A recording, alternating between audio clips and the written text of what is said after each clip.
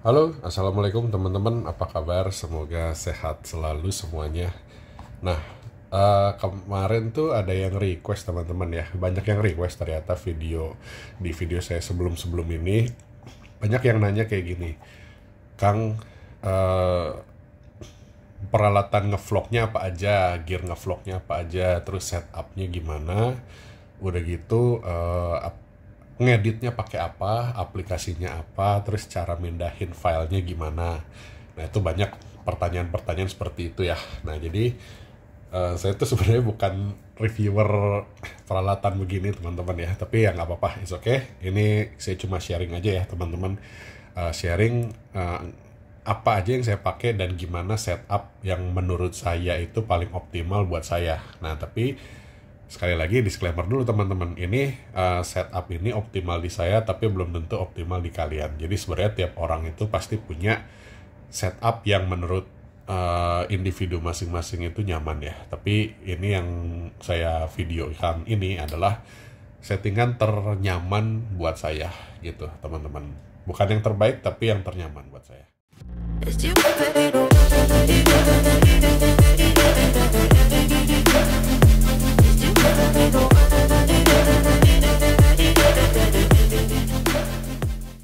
Oke teman-teman, untuk motovlog ya teman-teman, jadi ketika ngevlog di perjalanan ya, di Wonder Journey, atau misalkan ada review sesuatu ya, entah itu review produk motor atau apapun, atau misalkan kegiatan saya dengan motor-motor saya. Nah, saya menggunakan beberapa device ya teman-teman. Nah, salah satunya itu adalah GoPro dan kamera HP ini HP nggak ikut masuk sini ya karena ini dipakai buat nge-record teman-teman. Nah, HP yang saya pakai ini yang nge-record ini adalah Samsung A54 ya.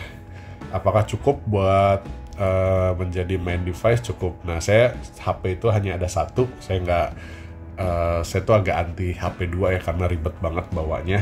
Jadi saya mah satu aja HP. Dan yang utama ketika motovlog ya teman-teman, ketika touring perjalanan terutama di Wonder Journey, nyawa utamanya itu adalah ini. Nah jadi kalau kalian ngelihat video-video saya lagi di motor teman-teman, itu dari kamera ini, dari GoPro Hero 10 ya teman-teman gitu. Nah ini GoPro Hero 10 ini saya lengkapi pakai mods ya. Ini mods. Nah, mods tuh ini jadi ya, mods itu bisa dipakein ini teman-teman. Di sini ada jacknya juga ya, buat mikrofon. Terus ini juga ada buat USB-C, sama satu lagi ini buat HDMI teman-teman. Gitu. Jadi si mod ini tuh serbaguna lah bisa dibilang kayak gitu ya. Kayak gitu. Nah, terus nge-recordnya suaranya pakai apa, Kang? Nah, jadi sebenarnya si GoPro itu bawaannya udah ada mikrofonnya, teman-teman. Mikrofon eksternalnya udah ada, apalagi ditambah mod kayak begini itu lebih sensitif ya mic-nya lebih sensitif. Tapi saking sensitifnya kadang-kadang terlalu noise gitu, teman-teman. Nah, jadi kadang-kadang saya tambahkan pakai ini mikrofon eksternal. Nah ini mikrofon eksternal ini harganya juga nggak terlalu mahal. Ini saya beli itu harganya cuma 50 ribuan ya gitu. Tapi kalau kualitas suara gimana ya kalian bisa denger lah kalau saya nge-record seperti apa kualitas suaranya ya. Nah gini settingannya teman-teman gitu. Terus udah gitu kapan saya pakai mikrofon eksternal ini? Nah kalau saya lagi di jalan yang rame teman-teman, kayak misalkan di dalam kota, di jalan raya gitu ya. Nah kemarin itu di Sumba itu saya hampir sebagian besar perjalanan di Sumba itu saya nggak pakai, saya cabut. Kenapa? Karena di Sumba itu kosong ya, maksudnya jarang ada kendaraan gitu loh. Nah jadi makanya kenapa mungkin suaranya agak lebih natural ya, dalam artian naturalnya lebih alami, ada suara angin, ada suara motornya clear banget gitu ya, suara motor lainnya, karena saya nggak pakai tambahan mikrofon ini. Nah kalau tambahan mikrofon ini suara dari luar itu kecil teman-teman, Jadi kayak suara motor lain, suara angin itu cenderung lebih kecil. Nah, karena ini posisinya dekat banget sama mulut, jadi jelas gitu teman-teman ya. Suara kita tuh, voice kita tuh jelas. Nah, buat tata letak, buat nempelinnya sendiri, saya itu nggak nempelin di helm teman-teman ya. Nah, buat GoPro itu saya selalu pakai ini teman-teman. Nih, ini namanya neck mounting dari Telesin, dan ini dia quick release ya. Jadi ketika kalian butuh bisa dicabut seperti ini, pasang lagi gitu. Nah, saya kalau kalau gantung GoPro atau nyimpen GoPro ketika riding itu selalu pakai alat ini, pakai neck mounting ini. Nah, caranya tinggal di iniin aja teman-teman nih, tinggal di masukin aja ke ini ya. Udah deh, tinggal di kunci. Nah, udah tinggal di setting ke sesuai dengan angle-nya gitu. Kalau kalian badannya agak tinggi kayak saya, ya ke atas kayak gini, sedikit ke atas. Tapi kalau kalian nggak terlalu kalau kalian agak tinggi gitu ya badannya, ininya mountingnya bisa agak ke bawah nih kayak gini. Jadi settingannya nih, kan ini leher nih, ini anggap leher saya nih ya, ini leher saya nih. Nah, ini kan gantung gini nih. Nah, ini nempel di dada kita nih, ini bagian ini. Nah, itu kalian kalau settingnya, kalau badan kalian nggak terlalu tinggi, ini bisa dibikin agak lebih lurus gini ya, gitu. Nah, tapi kalau kayak saya yang agak tinggi, teman-teman, apalagi naik Vespa kan stangnya agak pendek ya. Ini harus dikebawahin sedikit supaya si bagian stangnya kelihatan, gitu. Nah, jadi buat penempatan mikrofon teman-teman, saya nggak pakai mikrofon yang kabel-kabel ribet gitu ya, nempel di helm gitu nggak. Saya cuma nempel gini aja. Nah, ketika kalian butuhkan mau nge-record dengan pakai suara gitu ya, ini tinggal kalian ke atasin, nempel di mulut ya kan, gitu. Terus kalau kalian udah nggak butuh lagi, turunin lagi ke bawah kayak gini. Kayak gitu ya. Jadi sesimpel itu. Jadi kalau misalkan kalian butuh, tinggal naikin, ini nempel ke mulut, atau kalau nggak ya tempel gini aja. Nah, atau sebenarnya kayak gini juga cukup sih teman-teman. Yang penting ininya lurus aja kayak gini. Nih. Jadi suara kita nih, ini kan mulut kita nih, congor kita di sini nih. Ngomong. Nah, ini tuh si mic ini tuh si mulut kita nih posisinya ada di sini teman-teman nih. Nah ya, ini kita ngomong gini, bla bla bla bla gitu. Nah, ini nih posisinya ada di depan mulut kita, gitu. Apalagi kalau dinaikin gini lebih dekat lagi. Cuma kadang-kadang kalau saya agak gengges aja kalau terlalu dekat sama mulut gitu ya, gitu. Nah, ini jadi untuk nge-record utama itu saya pakai ini teman-teman ya, pakai GoPro ini. Nah, settingannya pakai apa? Kalau saya selalu pakai super wide teman-teman ya. Nah, nih saya ini untuk ininya selalu pakai S super wide kayak begini. Nah, ini kalau ada suara, jadi dia kayak gini nih. Kalau GoPro ya, ada suara masuk nih pasti gerak-gerak bar ininya gitu.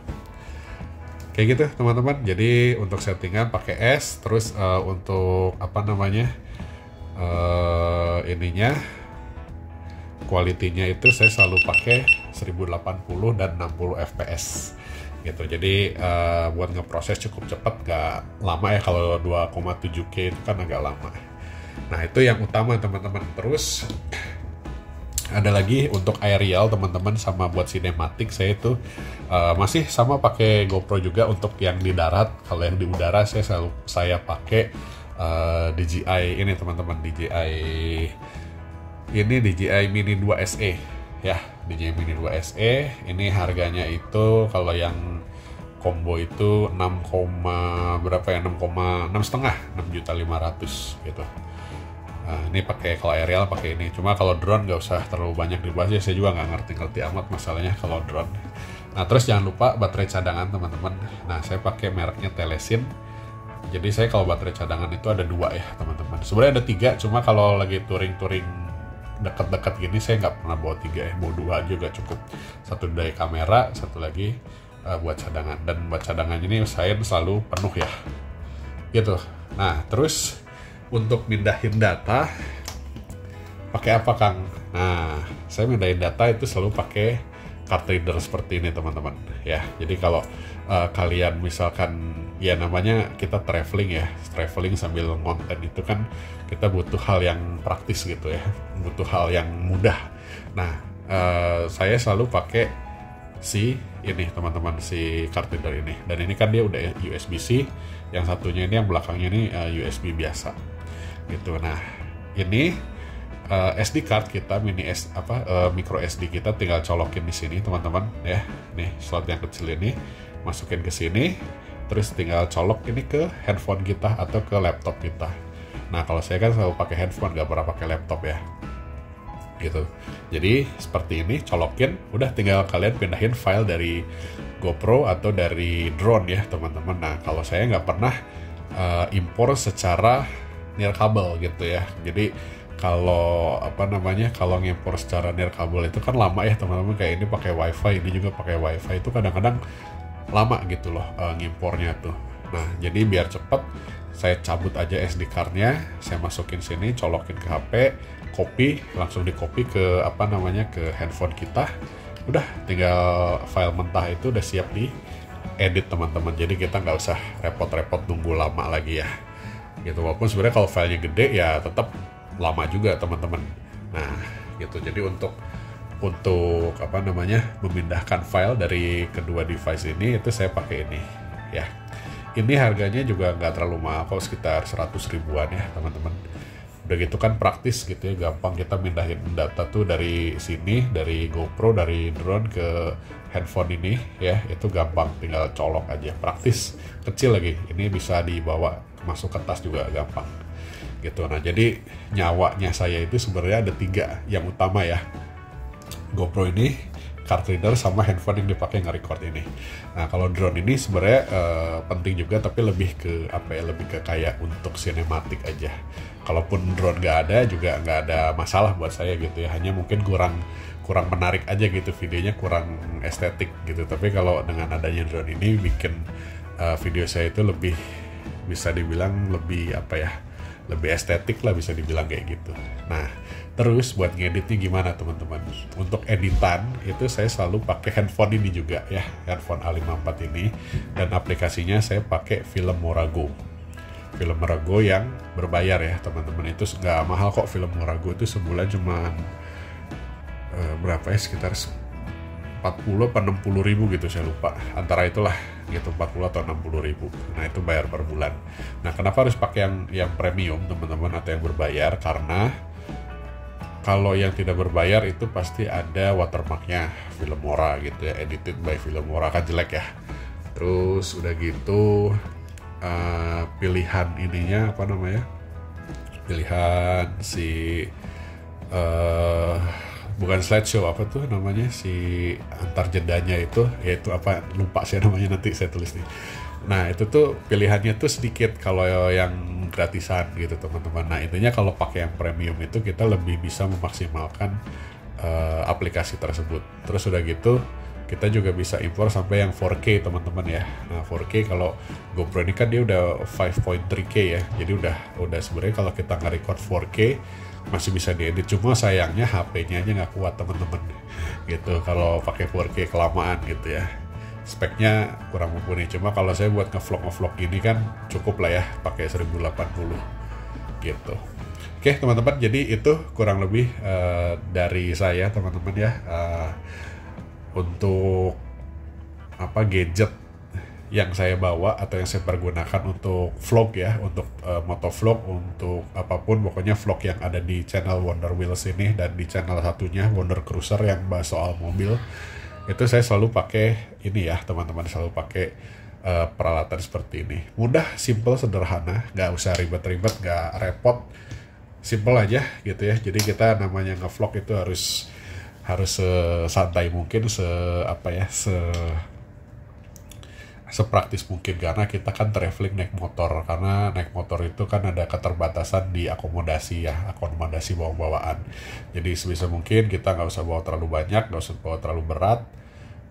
Jadi ya cukup begini aja gitu loh. Nah kenapa alasan saya nggak pakai laptop? Satu, saya memang tidak suka ya, atau tidak hobi buat ngedit di laptop gitu, karena saya gunain laptop itu hanya murni untuk kerja Tapi kalau untuk ngedit-ngedit, apalagi ngeditnya juga, ini kan ngedit biasa ya teman-teman, bukan yang harus kita profesional banget gitu, enggak. Itu kan pakai HP buat saya juga cukup gitu teman-teman ya. Jadi praktis, simple, seperti inilah kurang lebih device yang saya gunakan. Oke teman-teman, semoga membantu, semoga bermanfaat buat teman-teman yang mungkin mau mulai ngevlog. Semangat teman-teman, mungkin ini bisa di contoh dan ditiru buat teman-teman semua ya yang mau ngevlog.